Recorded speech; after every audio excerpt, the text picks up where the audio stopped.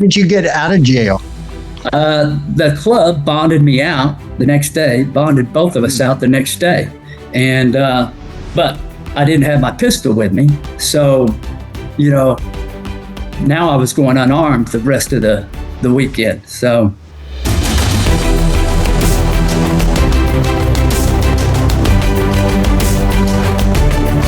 In part one, Blake Boteler walked into a Colorado Springs bar, told no one his real name, and spent the next 2 years becoming a patch-wearing member of the Sons of Silence. Here's what being a prospect actually costs and how it ended. Well, and your agency while you were in jail, especially with the lack of communications at that time, like you say, it was probably just pagers, right? Beepers? Yeah. They probably didn't even know. Well, I actually, the one call I made from jail was to my supervisor. And I just called him and I said, hey, man, I'm talking from a jail phone. So I can't really say much. Cole, who is my partner's undercover name, Cole and I got locked up last night by the state police for carrying guns. And he goes, is that all? I said, that's all. So he goes, well, I'll get you out tomorrow. I said, no, that won't work. I said, the club's getting us out. We're in good shape. So sure enough, when I got out of jail, we had because there was a delay.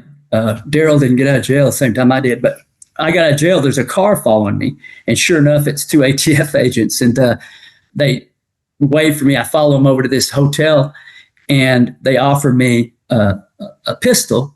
And I said, man, I can't show up with a pistol if they took my pistol. I said, so I appreciate it, but I can't do that. But those are the things. They knew we were in jail, but, it goes back to what that helped keep your cover, I think, concealed, I would think. The cops didn't even know you were a good guy. Right. In one sense, it does. But the other sense is, you show back up after you just got locked up. Every bad guy, when another bad guy gets locked up, wonders what he talked about while he was locked up. What did he tell the cops? Yep. So here I come out as a prospect, and they're kind of looking at me like, what did you say? And I don't want to go over my time, but I'll tell you this one story, because this was in Humboldt, Iowa. All these motorcycle gangs are there flexing their muscles and showing off, and the Sons of Silence, we're probably having maybe 70 people in this big campground. And there's concerts. There are these big bands that are giving concerts and everything. So as a prospect, I'm told, go over there, and if any patch holder needs you to do anything, you do it. So I go over there, and sure enough, these guys, patch holders from Iowa and Indiana, see this guy taking pictures of him with a 35 millimeter. And they look at me, they go, prospect, go take that fucker's camera. And I'm thinking, oh, great. So I have to walk over. He's about 30 yards away. I walk up, I grab the guy's camera, I open it up, I expose the film, clamp it back down, I give it to him. I said, you need to get the hell out of here. And then I turn and I walk away, and I go back. And then I look, and the guy's, he's drunk, and he's got this big bottle of liquor, amber bottle of some kind of whiskey, and he's drinking it, and he's just staring. He's just mad now. Well, eventually, I'm thinking, oh, dude, you got to leave. Those patch holders, they see him again, and they say, prospect, go clock that motherfucker, which means I have to go knock him out. Well, as an ATF agent, I cannot go and punch somebody in the face. I just can't do it, So, but I know if I don't, I'm going to get boot stomped right there. Those guys are going to jump me, and I'm going to get boot stomped. So I'm thinking, all right, I'm one of those guys. I'm trying to think as I walk that 30 or 40 yards towards this guy. And I'm trying to look as intimidating as I can. I got my dark sunglasses on. I'm not a big guy, but I'm doing the best I can to look intimidating. And I literally run. I don't say it, but I say run to the guys. I'm getting closer to him, hoping he'd run away. But he literally just freezes with that bottle of liquor resting on his lower lip, and he's just looking at me. And I walk up, and I have a big 3D cell flashlight, because that's the only weapon I have left on me. And I think, I'm going to pull this thing and hit it in my hand a couple of times. Surely he's going to get the idea to leave. Yeah. Doesn't move. Just sits there. And I can feel those patch holder's eyes bearing down on me. And so I just rear back and I swing with all I've got, and I hit that bottle right under his chin, and it just explodes, and the guy falls back. And I'm thinking, oh, I hope I didn't hit him. And I jump on top of him, and sure enough, he's got whiskey all over his face, but he's not hit, And so at that time, my partner's there. We pick him up, we shove him, get lost. Well, by this time, there's 1,000 people out in this field with this concerts going on. They're screaming and running. Everybody's running all directions. Well, we go back to the campground, and the national vice president, Terry Nolde, sees me. He goes, "Prospect, get your ass over here." And I'm thinking, oh, crap. Did they see that I didn't hit this guy? And so I'm expecting the worst. But, he goes, "Good job." And that was it. So those are the constant challenges as a prospect you're getting. I can't legally, morally, even ethically go blast somebody in the face. But my other choice was just to start running, to run away and end the case, just end the thing. But it's interesting what you're saying, because I know that all law enforcement agencies have parameters, but there's always an exception to the rule, right? And especially, we were told that if you are in fear of significant injury or death, you just do what you got to do. Mm-hmm. And I didn't, but I know of other guys that had to do lines of cocaine and stuff like that. And then after the fact, you have to go to your agency, and then you have to file a use of injury report, right? So that it's documented. So sometimes it's unavoidable, right? And you get really, 100%. Like you said, you get put in those precarious positions, and who knows? 100%. And if you got stuck with that, if somebody's saying you do this line of meth, or you're going to get shot in the head, you're going to do that line of meth. That's kind of easy decision. Huh? Yeah. I mean, they had me as a prospect. I had to snort gunpowder once, smokeless gunpowder.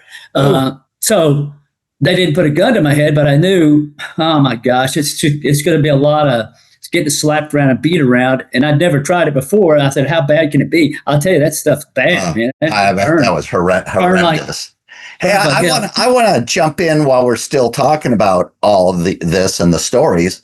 Let's talk about the culmination of it all. Let's talk about how you arrest and the statistics and all the good work that you did. Absolutely.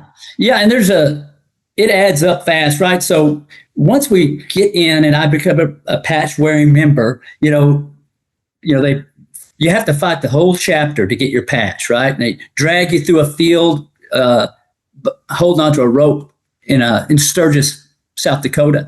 All these kind of things happen to you as a prospect in the Sons. So you're pretty beat up and bruised when you get your patch. And but once you're in, then the door opens up, not only with other patch wearing members, but people outside. It's kind of like you're part of you're one of the families, because when you get that patch on your back, you can buy dope and you can buy guns from criminals, and they see you're a verified criminal because you're a Sons of Silence. So verified criminal. I like you. Yeah, you're very much in their world. Yeah. You're a good criminal, and so you're out there, and so we're able to buy things. My partner and I, in the end, I think between the seizures and the purchases, had over 230 guns, over 40 of them machine guns, like half a dozen hand grenades, I think 4 pipe bombs, sawed-off shotguns. I think there was 21 pounds of methamphetamine.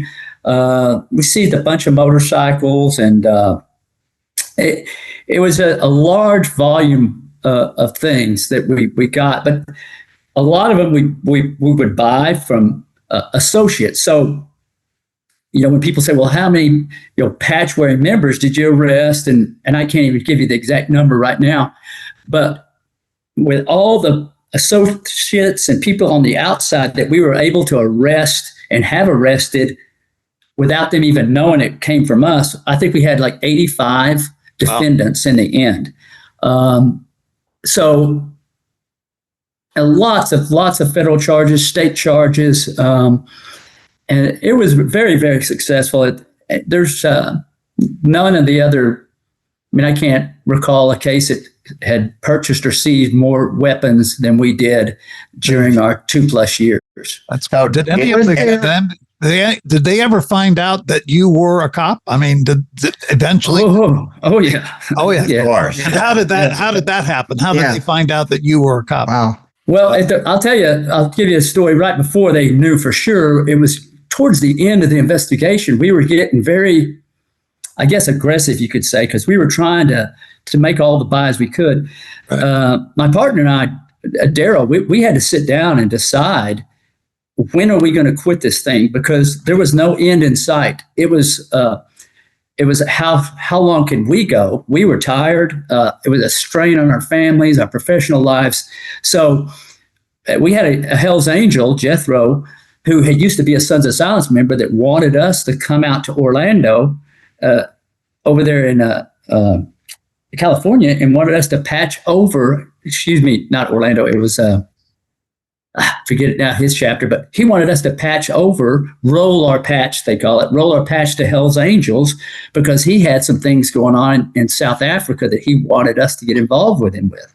Wow. He was speaking to us at one of the parties that the Sons of Silence had. So there was literally no end in sight. We could have rolled our patch and become Hell's Angels and gone on another year. But by this time we were buying guns from everyone, and I was buying a machine gun in a storage warehouse from one of the main methamphetamine sources for the Sons. And I'm holding the machine gun. It's a Tommy gun type machine gun.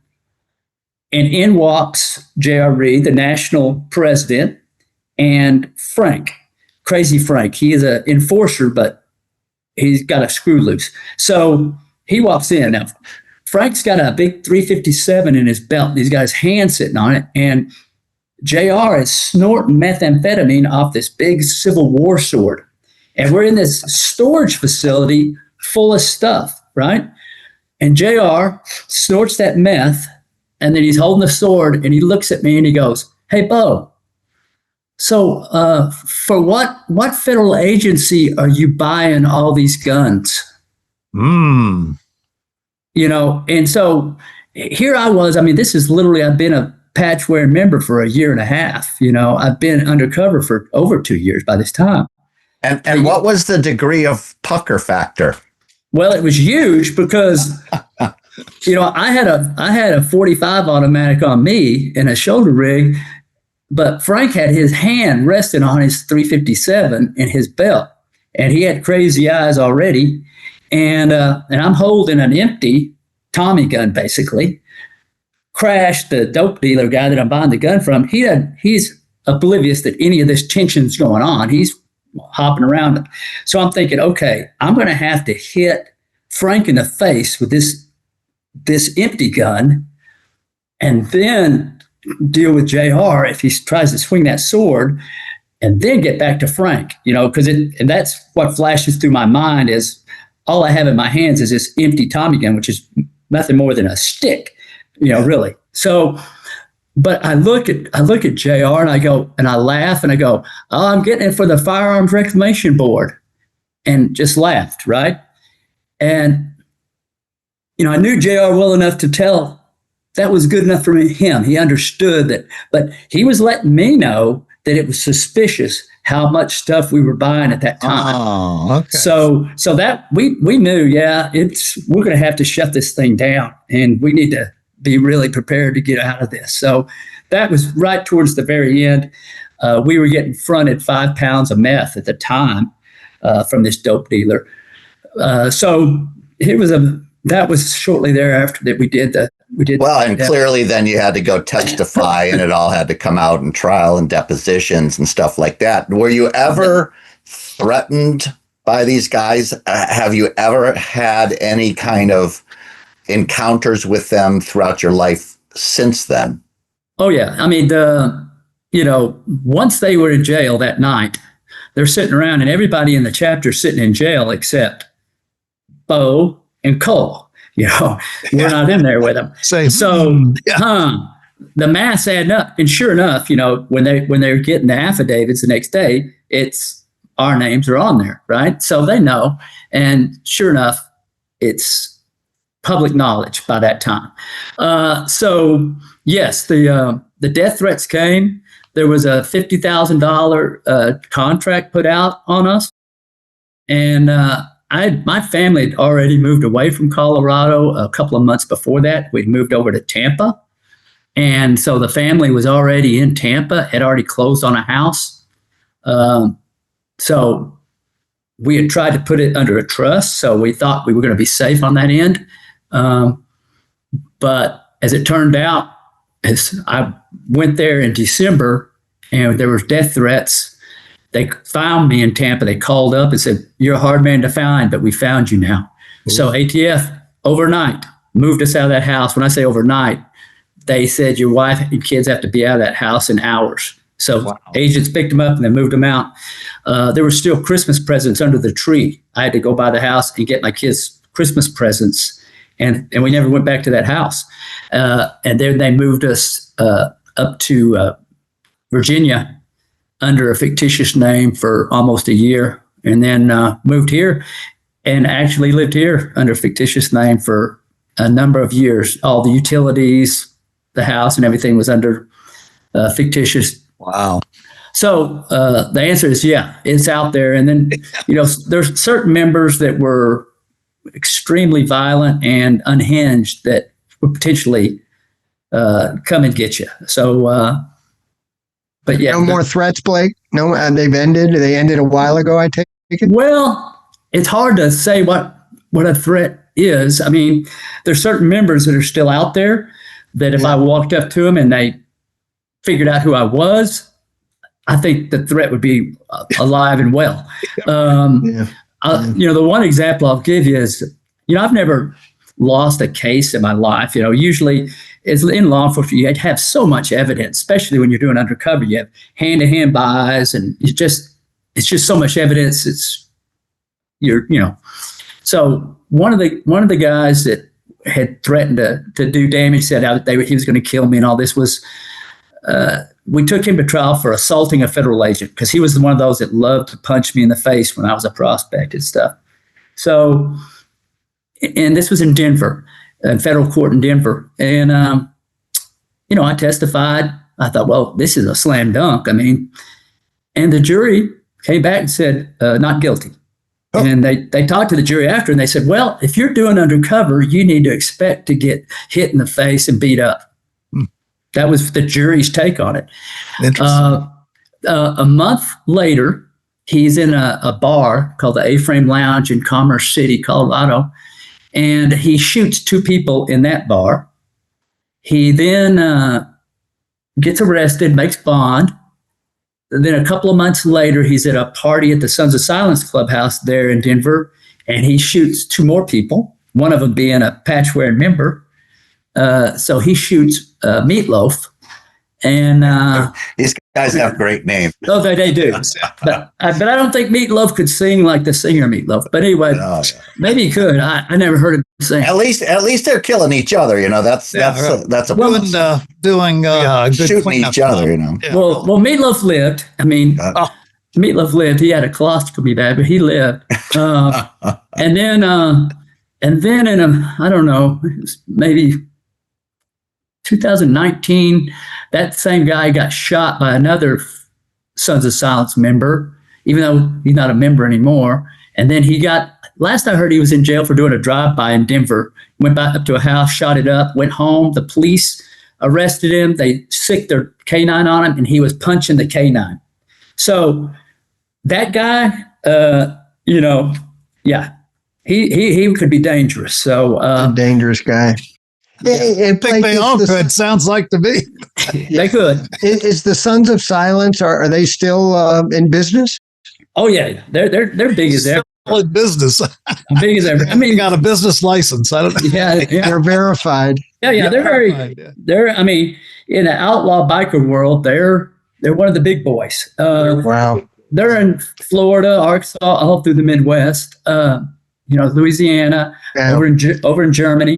Yeah. I got to tell you, we had one particular run-in, and it was, I don't even know how this happened, because even before I got on the police department in Miami, Somehow or another in Dade County, they banned the outlaw motorcycle gang from crossing the county line. You couldn't even come into Dade County from Broward County, and their house was like in Hollywood.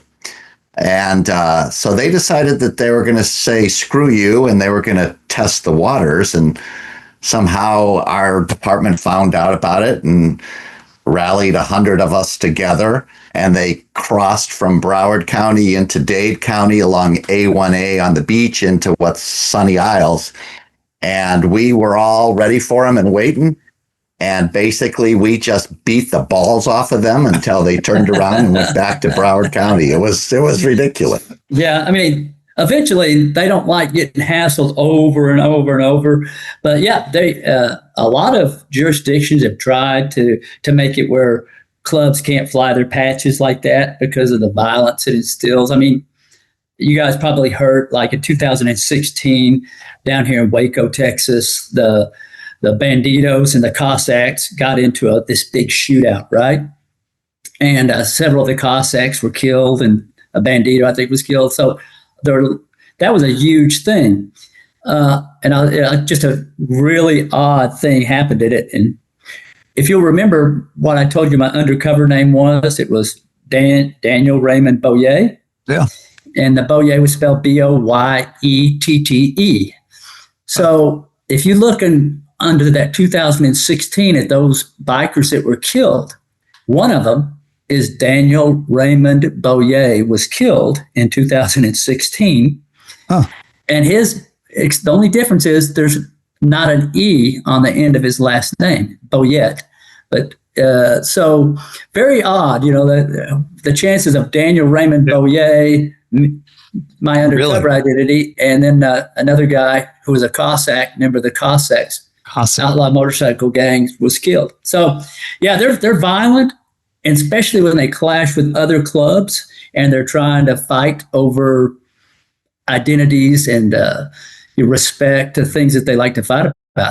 But we could talk for hours, Blake, and you've been very generous with your stories and your time. Yeah. And we promise our listeners and viewers on Heroes Behind the Badge, when you tune in here, you're going to hear real stories about real cops. Okay. And boy, did you fit the bill today. This is real stories about real cops, and and we all know this, not many cops actually do what you did. Oh, we haven't even talked about his Waco and Ruby Ridge story. So I don't know if we keep going or we have. Let's have him back. That's a whole nother incident, right? Yeah. Waco's a whole nother thing. Yeah, there's a lot of misinformation that's been put out over time about what happened in Waco and why we were there. And it's, why didn't you just arrest him when he was out jogging? Well, anybody who knows anything about evidence is you can't arrest somebody and then not have any evidence. I mean, you had to do a search warrant to get the evidence. And so, yeah, there's a lot of misconceptions about that in these movies that got put out. They just fan the flame. It's sad. We'll have to have you back. We'll have to ask you to come back at some point, and we'll do that another time. So yeah, I want to thank you, Blake. Again, we talk about heroes on this podcast, Heroes Behind the Badge, and you clearly are a hero behind the badge. Very few people have the courage, have the smarts, the intelligence to do something like this, to live a lie, basically. Like you said, 3 lives. Very few people have the ability to do that. You not only did it, but you did it well, and you're here to tell about it. And that's important. You stood in our place to protect and defend, and we appreciate that. So thank you again for joining us. Well, thank you for that. It's an honor to serve, but I am no hero. I know some heroes in my life, but I am not one of those guys. But I appreciate that nonetheless. There's one more thing Blake told us after the camera stopped rolling. It was about the arrest plan that would have staged his own funeral. Do you guys know who Jay Dobbins is? There's a book out there called No Angel, and very good book. And anyway, he's an outstanding undercover agent, right? So I brought him out on this case, right? because I needed somebody originally, and we didn't get into it, we just didn't have the time, but originally the plan that we had made was I was going to be killed in a car bombing, right? And that my body we'd have a funeral. We'd actually bought a funeral plot in a cemetery there in Colorado Springs. We were going to all the outlaw bikers and everybody that I dealt with come to the funeral in the graveyard, and that's where we were actually going to do the arrest. Instead of all these individual search and arrest warrants, which was very dangerous. But we were putting this out to ATF and headquarters there in DC, and they shot it down. So we had to do it other way, which was the way we ended up doing it, which, had its own built-in problems. Right. But we had the fake body from Backdraft, one of the burned bodies that was going to be there. And I'd already lined up the hearse. A friend of mine has a funeral home, and I actually trained with him on some stuff, part of my background, undercover background. And Jay Dobbins was going to drive the hearse and all that stuff. So he didn't know much about motorcycles, but that one got shot down. So later we brought in several guys, and Jay was one of them. And he got bit by the bug then for outlaw bikers, because he didn't work bikers until then. But when he left there, nothing but bikers. Yes, and I remember one time sitting on the couch thinking to myself, how the fuck am I ever going to get out of this? Yeah. It was a true conversation in the undercover house. We just looked at each other and said, hey, man, how much longer can we go? Really? And because it's never going to stop the flow of weapons and dope. That would never stop. So we had to pick a time. And so we picked October 7th, 1999. And this was back in whatever, May or whenever we did it. I don't know exactly, but it was like 6 months in advance. So, but you have to find an endpoint.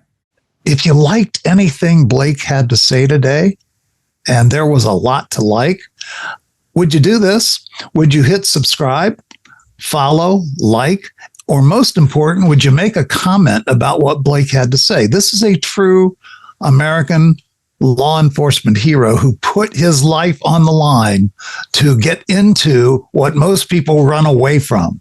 And if you liked his story, please follow, like, subscribe, make a comment. Also, Citizens Behind the Badge sponsors this podcast. Citizens Behind the Badge is the leading organization, the leading voice in support of the men and women of law enforcement. You can get involved right now today by going to citizensbehindthebadge.org. That's citizensbehindthebadge.org. Again, our thanks to Blake, our guest. My thanks to Bill Erperth and Craig Floyd, our co-hosts. It's Dennis Collins signing off for this episode of Heroes Behind the Badge. We'll see you next time. Stay tuned.